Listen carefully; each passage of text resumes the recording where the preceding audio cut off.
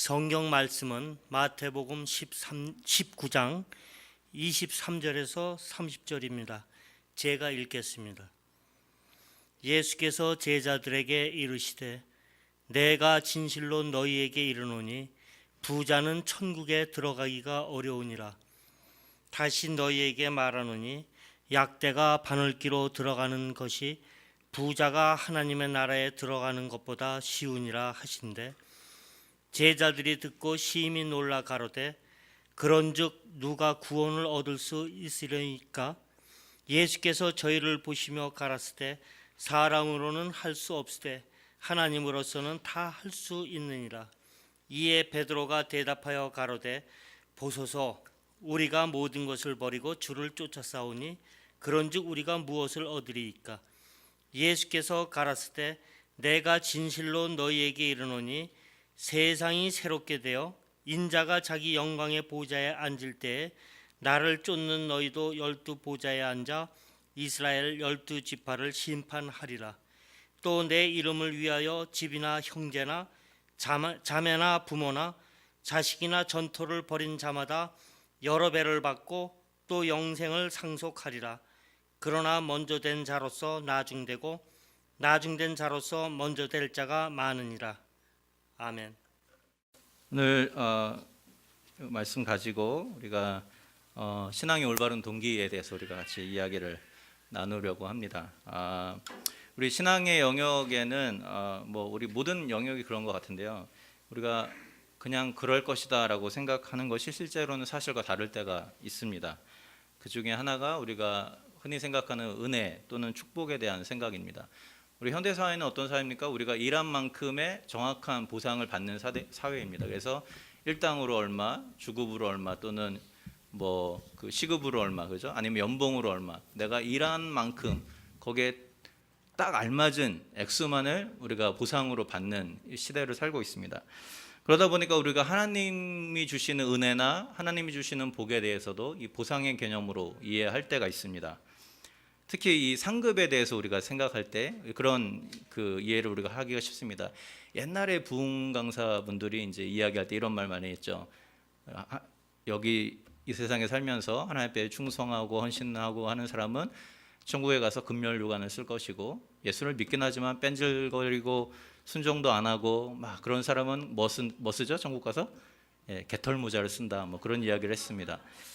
이게 뭐냐면 하나님의 축복을 보상의 개념으로 생각하는 겁니다. 보상의 개념으로. 물론 천국에서 상급이 없다고 말씀드리는 것이 아닙니다. 성경에 나와 있기 때문에 있겠죠. 하지만 과연 천국이라는 곳이 어떤 사람은 금멸류관을 쓰고 뽐내고 있고 어떤 사람은 개털모자를 쓰고 한쪽에서 창피해하는 곳이라면 우리가 생각하는 천국의 개념은 아닌 것 같습니다.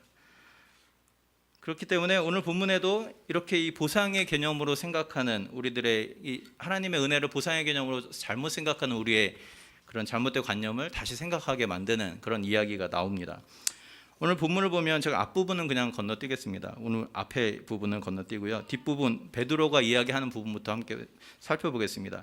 27절에 보면 베드로가 이 보상의 개념을 가지고 예수님 앞에 묻습니다. 뭐라고 묻습니까? 보소서 우리가 모든 것을 버리고 주를 따라 싸운즉 그런즉 우리가 무엇을 얻으리일까? 이렇게 묻습니다. 그렇죠? 우리가 다 버리고 주님을 따랐습니다. 우리가 얻을 보상이 무엇입니까? 이렇게 물어보고 있어요. 아마 대부분의 이 제자들이 다 물어보고 싶었던 질문인 것 같아요. 근데 이 베드로는 워낙 이 나서기 좋아하기 때문에 총대를 메고 본인이 물어본 것 같아요. 우리가 잘 생각해 봐야 됩니다. 이 질문은. 왜냐하면 우리 대부분의 그리스도인들이 생각하는 질문이기 때문에 그렇습니다. 베드로가 자기의 모든 것을 버렸다라고 한 말은 과장은 아닙니다. 그렇죠? 우리가 성경을 보면 제자들은 정말 다 버렸어요. 그물도 버리고 배도 버리고 때로는 자기 아버지도 버리고, 그죠? 그러면서 예수님을 따랐습니다. 다 버리고. 그러면서 예수님을 따르면서 기쁨을 누리고 감사를 누리고 했어요. 그런데 어느 날 문득 베드로의 마음에 이런 생각이 든 거죠. 이렇게 내가 모든 것을 다 버리고 주님을 따르는 것이 손해보는 장사는 아닌가 이런 생각을 하게 되는 것이죠. 오늘날의 언어로 말하면 이런 것이죠. 남들은 다 더 좋은 직장을 잡기 위해서 발버둥 치고 더 많은 연봉을 받기 위해서 막 발버둥 치고 그렇게 살아가는데 과연 나는 그 모든 것을 다 버리고 주님을 따르는 이 길이 과연 잘하는 것인가? 과연 나에게 하나님이 주시는 보상은 무엇인가? 본전 생각이 난 것입니다. 본전 생각. 이에 대한 예수님의 대답이 무엇입니까?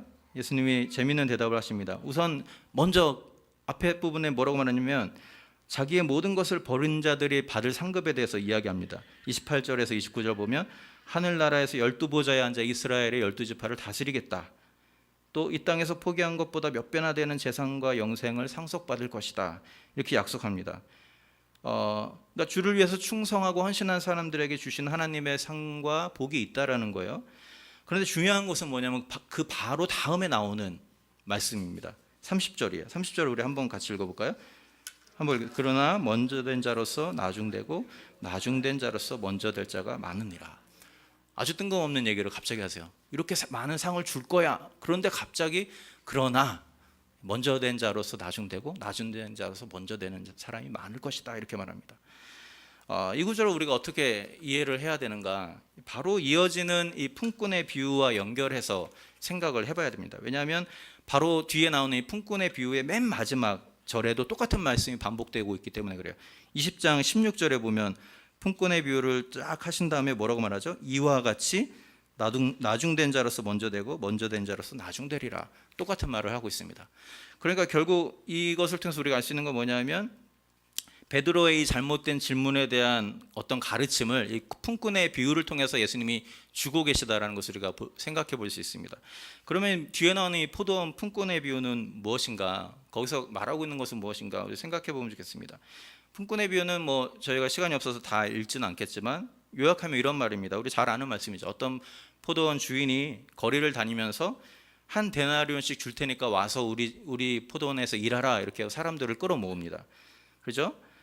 이 한 데나리온은 당시에 사람들이 일하면 받는 하루의 일당이었습니다. 재밌는 건 뭐냐면 아침 9시에 한 번 사람들을 모았어요. 그리고 정오에 한 번 모으고 오후 3시에 한 번 모으고 그 다음에 포도원을 문 닫기 직전인 5시에 또 모읍니다. 그렇게 해서 일이 없는 사람들을 불러 모아서 일을 시키고 이제 돌아갈 때는 이상하게도 어떻게 해요?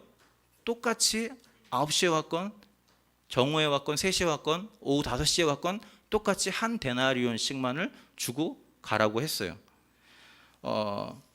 여러분 만약 여러분이 그랬다면 어떻게 반응하시겠어요?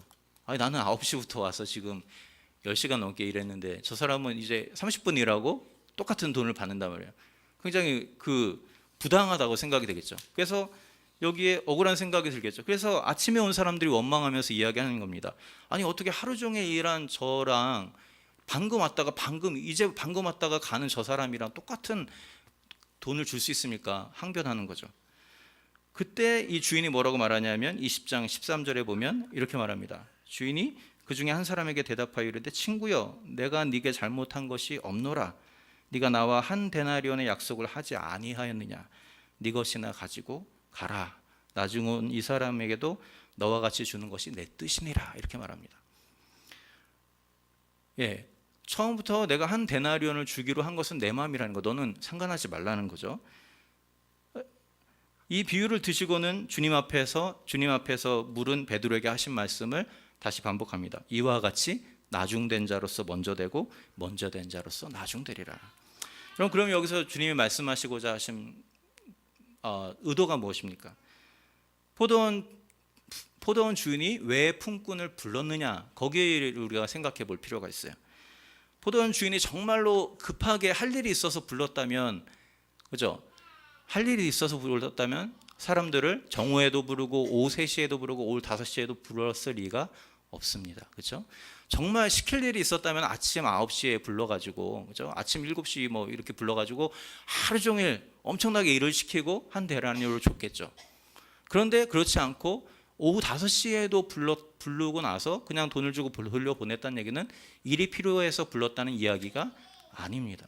그렇죠? 왜 불렀습니까?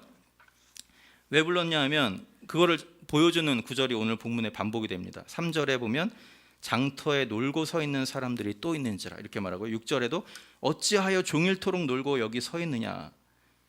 무슨 말이에요? 이 사람들은 포도원 주인이 일을 주지 않으면 할 일이 없었던 사람들이에요. 할 일 없이 그냥 무의미하게 배회하던, 무의미하게 그냥 살아가던 사람들에게 불러서 일을 시켜준 거죠. 그리고 거기에 대한 그 보상으로 거기에 대한 어떤 은혜의 차원으로 복의 차원으로 돈을 준 것뿐입니다. 결국 그러니까 목적도 없이 의미도 없이 그저 인생을 허비하던 이 별 볼 일 없는 사람들에게 이 포도원 주인은 은혜의 차원에서 일감을 베풀어 준 것이죠. 그렇기 때문에 왜 절대로 나는 많이 일했는데 적게 주느냐라고 따질 권리가 없다라는 이야기입니다. 일할 수 있게 된 것 자체가 은혜라는 것이죠. 그들에게는. 여러분 무엇을 말씀하고 있습니까? 하나님이 우리를 부르신 것도 이와 똑같다라는 겁니다. 하나님 우리를 부르시기 전까지, 우리가 하나님 알기 전까지는 우리도 마찬가지로 길거리에서 배회하며 할 일 없이 의미 없이 살아가던 사람들처럼 무의미한 인생을 살아갔다라는 것이죠.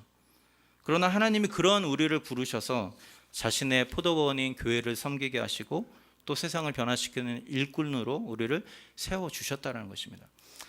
그렇기 때문에 처음 이 예수를 믿고 변화된 사람들에게는 항상 감사와 기쁨이 있습니다. 그렇죠? 나처럼 별 볼 일 없는 사람 하나님이 사랑해 주셨구나. 그래서 나를 부르셨구나. 우리 처음 예수 믿을 땐 그런 감사와 감격이 있어요. 제가 몇 년 전에 중국에서 만난 형제가 있는데요. 이 형제가 어떤 형제냐면 중국인 형제인데 내몽골에서 이 조직 생활을 하던 사람이 있습니다. 이 중국어로 그 조직은 흑사회라고 부르거든요. 흑사회. 그럴 듯하죠. 흑사회라고 부릅니다. 중국어로. 그러니까 조직의 그 중간 보스 정도 되는 친구였는데 어느 날 우연히 그 교회에 어떻게 하여튼 우연히 가게 됐다가 그 한 번의 예배로 마음이 너무 동화하게 된 거예요. 그래서 예수님을 영접하고 신앙을 갖게 됐습니다. 근데 본인이 이제 교회를 다니기 시작했다라 내가 예수 그리스도를 믿고 나니까 더 이상 조직에 있으면 안 되겠다라는 생각이 든 거예요. 그런데 그 이야기를 하면 자기 조직이 자기를 가만두지 않을 것 같은 거예요. 그래서 아무에게도 말하지 않고 밤중에 몰래 짐을 싸서 기차를 타고 기차로 50시간이 떨어진 산동이라는 지역에 오게 된 거예요.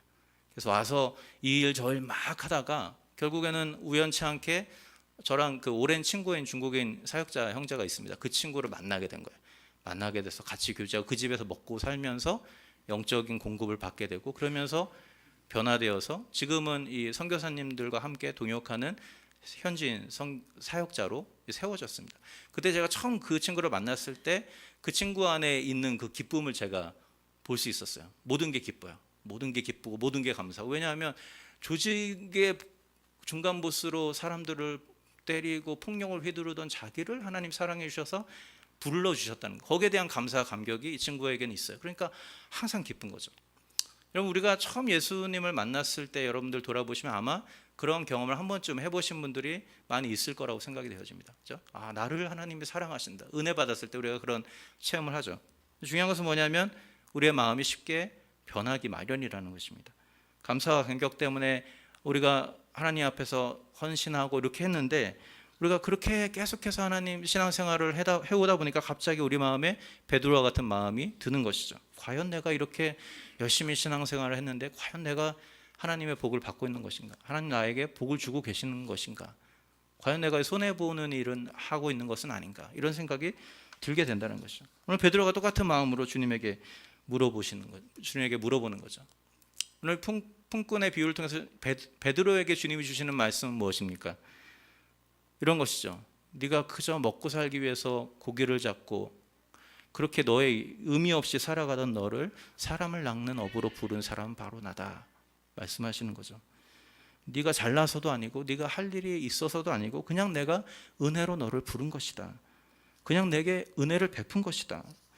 그렇기 때문에 네가 그 은혜에 대한 감사와 감격을 잊어버리고 그것을 보상으로 생각하기 시작한다면 언젠가 너는 나를 원망하고 떠나게 될지도 모른다. 그러니 잃어버린 은혜의 감격을 회복하거라. 그렇지 않으면 네가 먼저 된 네가 나중 될 것이다. 이렇게 말씀하고 있는 것이죠. 그럼 포도원 품꾼들을 우리 생각해 보세요. 먼저 와서 열심히 일한 자들일수록 마지막에 어떻게 마무리됩니까? 원망으로 마무리됩니다. 그렇죠? 먼저 열심히 와서 먼저 선택받아서 먼저 열심히 일한 사람일수록 원망하기 쉽다라는 거예요. 그런데 마지막에 오는 사람들은 어떻게 되죠? 야, 일도 안 했는데 자기한테 한 데나리온을 준 거예요.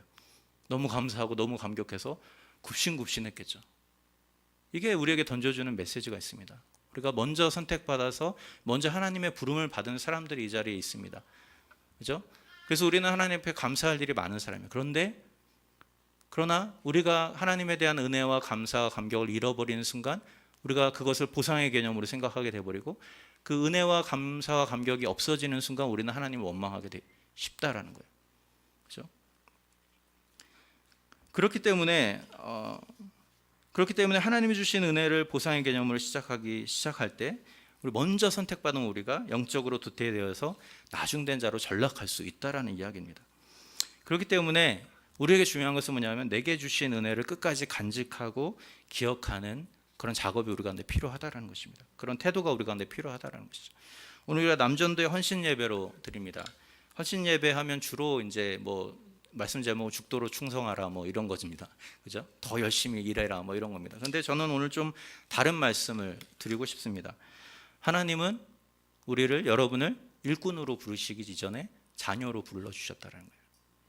하나님 우리를 일꾼으로 부르시지 않았습니다. 그죠? 우리를 먼저 자녀로 불러 주셨어요. 여러분 한국교회 성도들만큼 교회를 위해서 헌신하는 성도들 세계에 많지 않습니다. 그죠? 정말 열심으로 섬깁니다. 교회를 위해서 헌신하고 봉사하고 재정도 드리고 시간도 드리고. 그런데 이상하게도 한국교회 성도들의 영적인 성숙도가 미국 교회 성도들보다 앞선다라는 증거는 많지 않습니다. 그죠? 도리어 그 반대인 경우가 더 많이 있어요. 그죠? 영적인 성숙도에서는 좀 더 한국 사람들이 더 떨어지는 경우들을 더 많이 보게 됩니다. 왜 그럴까요?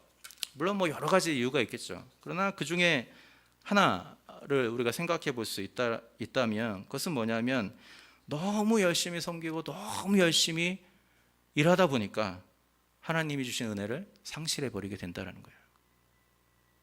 처음에는 감사로 여러 가지 직분을 받고 막 시작하는데 정작 그 일을 하기 위해서 공급받아야 될 은혜가 우리 가운데 없어지기 때문에 나중에는 감사 감격이 없어지고 원망과 짜증과 불평으로 남게 된다는 것이죠. 그렇기 때문에 헌신하는 것, 섬기는 것 다 좋습니다. 그러나 그보다 먼저 나를 부르신 하나님의 은혜에 대한 감사와 감격이 회복되어야 한다는 것이죠. 우리는 일꾼이 아닌 자녀로 부름받은 자들입니다. 일꾼과 아들의 차이가 무엇입니까? 일꾼은 품삯을 받습니다. 월급을 받아요. 아들은요, 품삯은 안 받지만 유산을 받습니다. 그 집에 있는 모든 것이 그 아들의 것이 되는 것이에요. 우리가 하나님을 섬기는 것은 축복이나 상급 같은 보상을 받기 위해서 하는 것이 아니죠. 마치 어머니가 핏덩어리에 불과한 아기를 씻기고 입히고 그렇게 해가지고 번듯한 사람으로 키우는 것처럼 죽을 수밖에 없는 쓸모없는 우리 죄인인 나를 하나님이 부르셔서 우리를 먹이시고 입히셔서 성장시키신 그 하나님의 은혜에 감사하고 감격해서 우리가 하나님을 섬기는 것입니다. 그렇기 때문에 우리의 하나님을 섬기는 동기는 달라야 된다는 것이죠. 그렇다고 아무런 보상이 없는 것은 아니죠. 만군의 여호와 하나님이 나의 아버지가 되십니다. 그렇죠? 그렇기 때문에 하나님이 우리의 상급인 것이죠. 하나님이 우리의 보상인 것입니다. 그것보다 더 큰 보상과 더 큰 상급은 없는 것이죠. 여러분, 그렇기 때문에 오늘 헌신 예배로 드리는 우리 모든 남전도의 회원 여러분, 그리고 우리 모든 성도 여러분, 우리가 헌신하기 이전에 이러저러한 일들에 뛰어들기 이전에 먼저 하나님의 자녀가 되었다라는 감사와 감격이 회복되어지는 우리가 되면 좋겠습니다. 그래서 그것을 위해서 하나님의 말씀 앞에 나아가고 그것을 위해서 하나님을 예배하는 일에 힘쓰는 우리가 되어야 된다는 거죠. 그리고 거기서부터 채워지는 영적인 에너지, 영적인 기쁨과 감사를 가지고 하나님 앞에 헌신하고 봉사하고 섬기는 것이죠. 어떤 축복이나 대가나 보상을 바라기보다는 하나님이 우리의 아버지 되신다는 사실을 기억하면서 그것 때문에 그것으로 인한 감사와 기쁨 때문에 주를 위해서 우리의 시간도 바치고 물질도 바치고 우리의 생명을 드릴 수 있는 여러분들 될 수 있기를 주님의 이름으로 부탁을 드립니다. 기도하겠습니다.